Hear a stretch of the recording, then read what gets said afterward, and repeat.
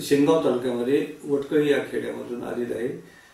या बिझनेस मी त्या अगोदर शेती करत होतो। माझं शिक्षण म्हणसाल तर मी 5 वर्ष शाळेत गेलो। 5 वर्ष शाळेत गेलेला माणूस जर या बिझनेसमध्ये सक्सेस होतोय तर त्याच्या मागे एकच रहस्य आहे की अपलाईनने सांगितले। कारण कमी शिकलेला माणूस हा तेवढा बुद्धिमत्तेने स्ट्रॉंग नसते, पण या बिझनेसमध्ये इतकं काही सोपं आहे की अपलाईनने सांगितलेली प्रत्येक गोष्ट मी फॉलो करत राहिलो। अपलाईनने सांगितलं की मीटिंगला जा, मीटिंगला गेलो, एकही मीटिंग आजपर्यंत मी सोडली नाही। त्याच्यानंतर अपलाईनने सांगितलं पुस्तक वाचा, पुस्तक वाचत राहिलो। जरी शिक्षण कमी होतं तरी कधीच शिक्षणाची कमी आहे हे मनात न आणता हे करत राहिलो। अपलाईनने सांगितलं कॅसेट आहे का, एकही दिवस असा ठेवला नाही की सकाळ संध्याकाळ कॅसेट ऐकली नाही म्हणून।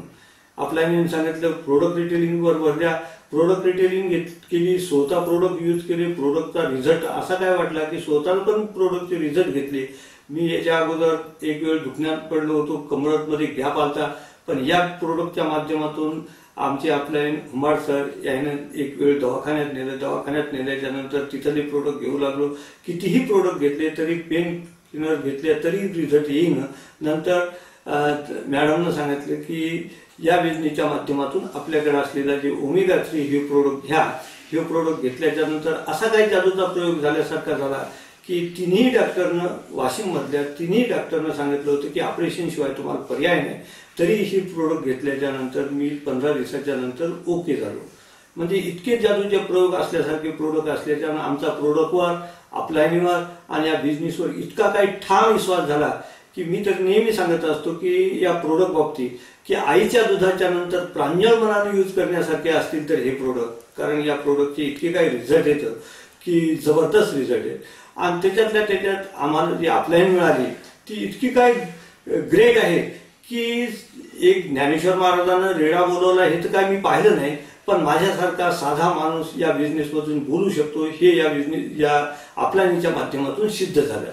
कारण मला माझं पहिल्या मीटिंगमध्ये मला स्वतःचं माझं नाव सांगितलं होतं तर माझ्या डोळ्यातून पाणी आलं आणि स्वतःचं नाव पण सांगता आलं नव्हतं। पण हे रहस्य जर झालं असं तर अपलाईन ब्रीड वर्ल्ड वाईड या सिस्टीमच्या माध्यमातून काही पुस्तकं वाचले, कॅसेटी ऐकल्या, त्या माध्यमातून मला तरी वाटते की मी आता चांगल्यातून बोलू पण शकतो। ओके, धन्यवाद। नाव इंदुबाई रामकिसन बोरकर।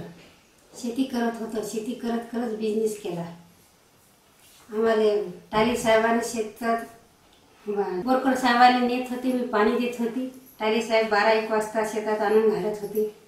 हुंबाड साहेबाची मदत घेतली, हुंबाडताईची मदत घेतली, आई बापावानी आम्हाला मदत केली।